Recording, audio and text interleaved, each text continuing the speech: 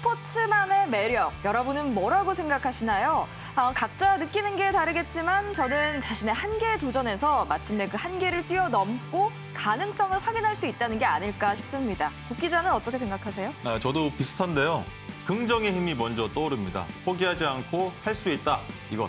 그리고 이게 투혼으로 이어져 불가능을 가능으로 만들곤 하고 여기서 스포츠의 매력이 발산하지 않나 이렇게 생각합니다. 맞습니다. 그래서 오늘은요, 이 할 수 있다는 자기 암시로 불굴의 의지를 보여준 선수 한 분을 모셔서 이 힘든 시기에 희망 가득한 얘기 나눠보겠습니다. 출발하시죠.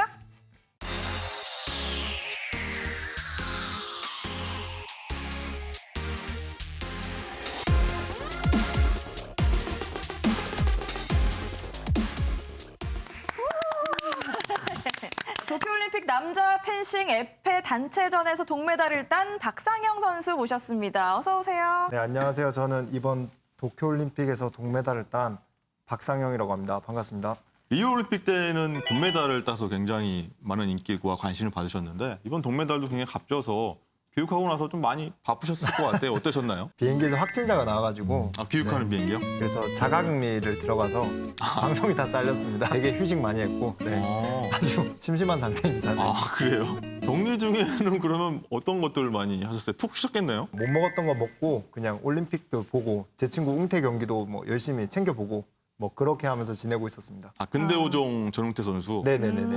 친구시잖아요. 대학교 때부터 동기고 같이 운동도 많이 하고 많이 친합니다. 친구 경기 보니까 어떠셨나요? 전웅태 선수 진짜 정말 혼신의 힘을 다해서 뛰었잖아요. 근데 그렇게 운동하는 모습을 펜싱 이외에 다른 모습들은 본 적이 없어서 그런 모습을 보니까 또 느낌이 또 좀 다르고 걔가 또 우는 모습 보니까 저도 많이 뭉클하고 그래서 사실 말은 못했지만 많이 울었습니다. 근데 또 귀국하자마자 국내 대회도 나가셨다고 들었어요. 이거는 어떤 대회였나요? 근데 국가대표 선발전이어서 저가 이제 좀 무릎 부상이 있습니다. 그래서 이제 그거를 감안하고도 선발전이니까 내년 아시안 게임을 위해 또 한 번 또 출전을 해야겠구나 생각을 해서 나갔는데 무릎 통증이 좀 심해서 개인전은 16강에서 기권을 하고 단체전은 또 팀 경기니까 계속 이렇게 열심히 하다 결승에서 기권을 했습니다. 그러면은 국가대표 선발이 안 되는 건가요? 어떻게 되는 거예요? 4차까지 있는데 지금 이제 2차를 한 상황이고요. 그래서 3, 4차가 남아서 치료하고 3, 4차에 또 집중을 해야죠.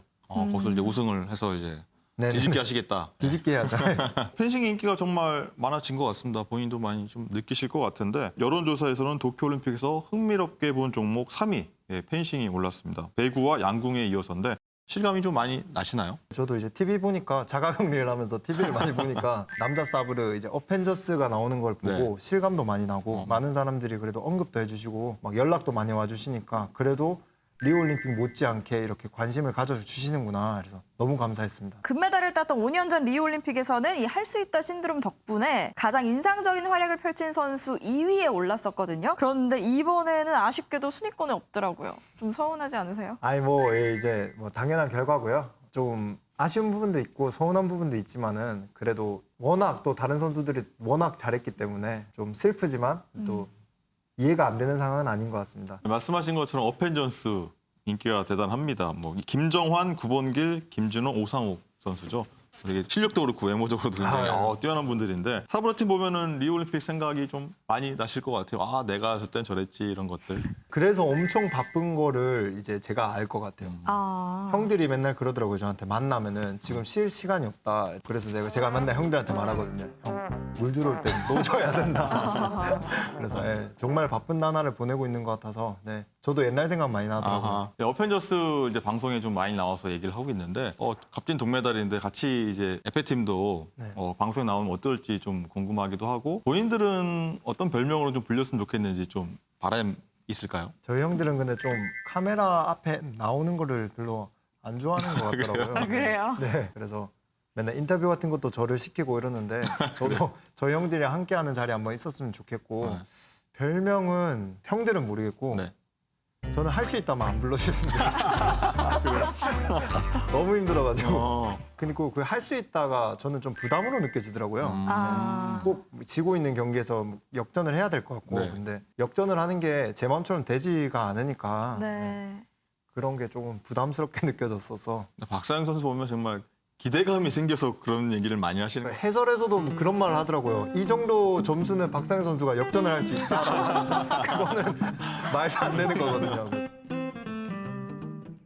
그래도 에페 단체전에서 정말 값진 동메달을 따냈습니다. 권영준, 송재호, 마세건 선수와 함께 따냈는데 아무래도 코로나 시국이라 쉽지는 않았겠지만 그래도 이제 귀국하고 나서 뭐 뒤풀이라던가 뭔가 정리하는 그런 자리를 가졌나요? 아니요, 아직 못했고요. 이제 왜냐하면은 지금 방역 수칙이나 뭐 이런 네. 것 때문에 좀 코로나 상황이 좀 풀리면은 뭐 좀 뒤늦게라도 만나서 이렇게 회포 풀기로 했는데 아직은 못 풀었던 것 같아요. 저희가 자가격리도 하고 선발전도 그러네요. 뛰고 그래서 아직 못 만났습니다. 네, 매 경기 멋진 활약했던 모습이 기억이 나는데 박상영 선수가 팀에서 막내더라고요. 저는 몰랐는데 가장 막내던데 또 매 경기 마지막에 나왔고 역전하는 모습 굉장히 많이 보여줬는데 특히 중국과의 동메달 결정전에서는 중국을 45대 42로 이겼어요. 정말 간발의 차로 이겼는데 마지막 라운드 들어가기 전에 34대 33이었는데 본인이 좀 역전을 시켜줬는데 네. 어떤 각오로 그때 들어갔던 건가요? 뭐 무조건 이기지 않으면 안 되는 상황이었어요, 그때는.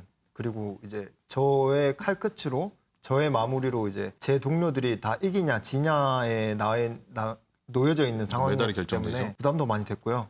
근데 또 꼭 이겨야 되는 경기 딱 그렇게 해서 경기를 들어갔어요. 다들 그런 생각했을 것 같아요. 아 박상영이니까 할 수 있으니까 역전하겠지. 이런 생각을 정말 많이 가졌던 것 같아요.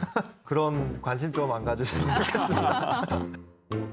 스위스와의 8강전에서는 마지막 라운드에 들어갈 때 30대 34로 뒤졌어요. 넉점을 오히려. 그리고 44대 39로 완벽하게 역전을 했는데 3분간 무려 14점을 올렸더라고요. 거의 일방적인 경기를 한 건데 유독 벼랑 끝에 몰렸을 때 힘을 내는 좀 이유가 있을까요? 저는 별로 없는 것 같은데 제가 이제 준비를 정말 열심히 합니다. 아침 7시에 일어나서 일정이 끝나면 저녁 11시 반 혹은 12시 정도 되는데 그런 것들이 위기의 상황에서 좀 빛을 발하지 않나 뭐 그런 생각을 많이 합니다.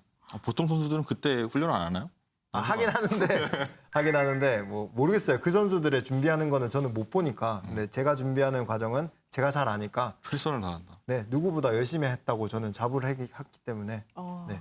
그때 36대 36 딱 동점이 되고 나서 또 바로 연이어 점수를 내면서 역전을 했잖아요. 그때 기분은 어떠셨어요? 그때도 의심했어요. 저는 그때도 될까?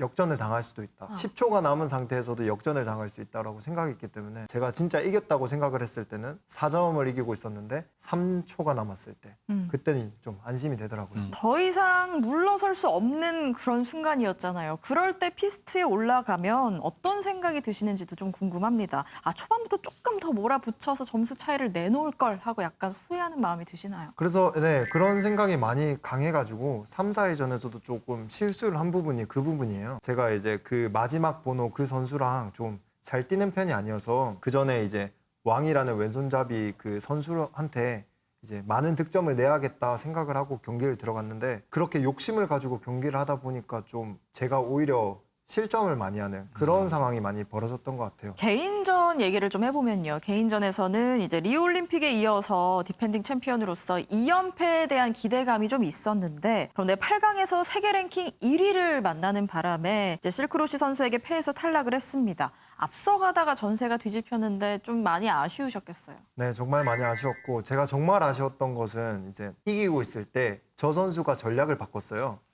이제 그랬는데 그거를 제가 인지했음에도 불구하고 아, 저 선수는 내가 어떤 액션만 취하면 다시 바꾸겠구나라고 생각을 해서 안 바꿨어요. 그게 페인이 되지 않았나라는 생각에 그 부분이 좀 많이 후회가 됩니다. 단체전 일본과의 4강전도 좀 많이 아쉬웠습니다. 개인전 못지않게. 초반부터 흐름을 좀 내주다가 결국 만회하지 못했는데 어떤 점이 좀 안 됐던 건가요? 뭔가 4강이라는 그런 중압감과 그리고 일본 국가와 경기를 하기 때문에 좀 저희 선수들과 제가 좀 부담을 많이 느꼈던 것 같아요. 그래서 일본 선수들이 원래 잘하지만 그 정도의 점수 차가 날 만큼의 경기력이 차이가 나는 건 아니지만 좀 네, 그런 부분이 좀 아쉽고 또 한일전은 가위바위보도 지지 말라는 얘기가 그러니까요. 있잖아요. 그러니까 또 너무 네. 필사적이니까 또 잘 안 풀린 것 같아요. 사실 이번 올림픽을 준비하는 과정이 굉장히 힘들었다고 들었습니다. 개막을 3개월 앞두고서 예술체육요원 특기 활용 공익 복무 시간을 채워야 올림픽에 나갈 수 있다는 얘기를 들었다고 해요. 그래서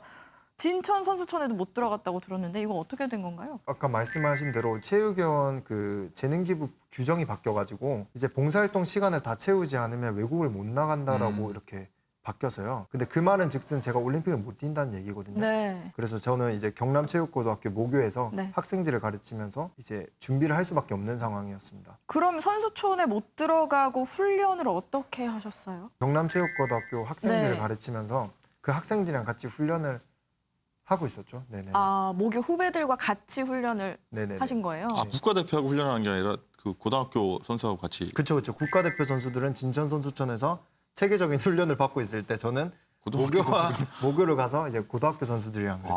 이게 끝이 아니었죠. 경남 최고에서 확진자가 하필 나왔어요. 그래서 2주 자가 격리를 하고 선수들이 그리고 또 체육관도 좀 쓸 수 없게 됐습니다. 올림픽은 다가오고 좀 막막했을 것 같은데 이거는 어떻게 좀 극복을 하셨나요? 솔직히 극복할 거라고도 생각을 못했어요. 상황이 그러고 그 상황 자체가 저를 너는 메달 따지 마라고 말을 하는 것 같더라고요. 그래서 그 상황 자체가 좌절을 많이 얻었는데 그래도 발버둥이라도 쳐보자. 우리 비인기 종목은 이거 안 하면 또 4년 뒤를 또 기다려야 되는 그 상황이니까 발버둥이라도 쳐보자는 생각으로 이제 그럼 경기할 곳을 찾자. 경기할 곳을 내가 만들자. 이래서 소속팀에서 피스트라고 부르는 이제 펜싱 경기장과 네. 심판기와 이제 그런 것들을 용달차로 불러서 이제 150km 떨어진 저희 본가로 이렇게 이동을 해서 그거를 옥상에 설치를 하고요. 집 옥상에요? 집에요? 네네네. 이제 남은 부품들은 제가 사비로 사서 이제 혹시 또 비가 올 수가 있으니까 아. 천막으로 가릴 그런 천막도 사서 저만의 펜싱 캠프를 만들었죠. 집 옥상에 캠프를 만들어. 홈 트레이닝으로. 네. 근데 사실 뭐 선수촌이면 상대 선수가 있을 거잖아요. 근데 이제 집이었으니까 상대 선수가 없잖아요. 그럼 그런 건 어떻게 해결을 하셨어요? 그것도 두 번째 엄청난 스트레스였습니다. 저한테. 왜냐하면은 올림픽을 뛰는데 세계적인 선수와 경기를 하는데 그만한 그에 버금되는 선수와 같이 훈련을 해야 그게 어느 정도 도움이 되는데 주변에 아무리 봐도 현역 선수가 없더라고요. 그래서 그거는 포기하자. 그래서 제가 이제 올림픽 때 만날 수 있는 4가지 유형을 딱 골랐는데 4가지 유형밖에 없습니다. 오른손 힐트, 그 이제 권총형 손잡이, 네. 막대형 손잡이, 왼손 권총형 손잡이, 이제 막대형 손잡이 이렇게 4스타일을 생각을 해서 고등학교 때 같이 운동을 했던 그 선후배들한테 연락을 돌렸습니다. 그 유형에 맞는 선수들을 네. 우와. 그래서 내 상황이 이런데 한번 도와줄 수 없냐. 나 지금 너무 간절하고 이번 올림픽에서 꼭 메달 따고 싶다. 이렇게 진심을 전하니까 휴가를 내서 온 사람도 있고요. 알겠다. 그럼 우리 한번 추억 만들어보자 해서 와서 같이 운동을 많이 했습니다. 근데 그걸 또 이제 봐주고 감독을 해주고 뭔가 코칭을 해줄 사람도 필요하지 않나요? 그것도 이제 제 스스로 홈트의 매력은 선생님도 저기 때문에 제가 이제 스케줄을 다 짰죠. 새벽 이제 5시 반에 일어나서 6시부터 줄넘기 2단 뛰기 하고 체력 운동하고 명상을 하고 오전에는 또 선배 형 1명이 와서 이제 그 레슨을 해주고 보강 운동하고 오후에는 또 이제 5명이 모여가지고 펜싱 경기를 하는 그런 스케줄을 제가 짜서 저만의 제가 하고 싶은 대로 다 경기를 했습니다.